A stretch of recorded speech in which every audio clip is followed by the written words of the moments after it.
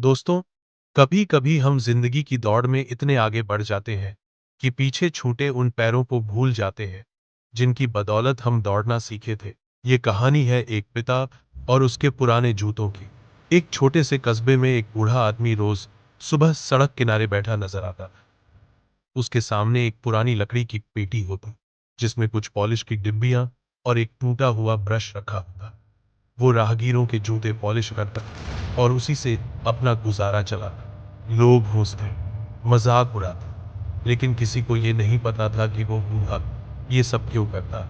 असल में वो बूढ़ा एक पिता था और उसका सपना था, मेरा बेटा पढ़ लिख कर बड़ा आदमी बन।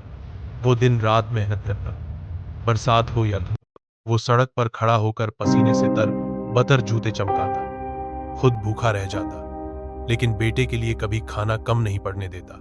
रात को जब सब सो जाते तो दिए की हल्की रोशनी में बेटे की फटी हुई कॉपियां जोड़ता। सालों की कुर्बानी रंग लाई। बेटा पढ़ाई पूरी करके अफसर बन गया। अब उसके पास नई कार थी, नया घर था, नया सूट था। लेकिन धीरे धीरे बेटा अपने पिता से दूर होता चला गया। फोन करता तो कहता, पापा अभी मीटिंग में हूं, बाद में बात करता हूं। फिर एक दिन बेटा अपनी नई कार में ऑफिस जा रहा था। ट्रैफिक सिग्नल पर गाड़ी रुकी। उसने देखा सड़क किनारे एक बूढ़ा आदमी झुका हुआ किसी का जूता पॉलिश कर रहा है।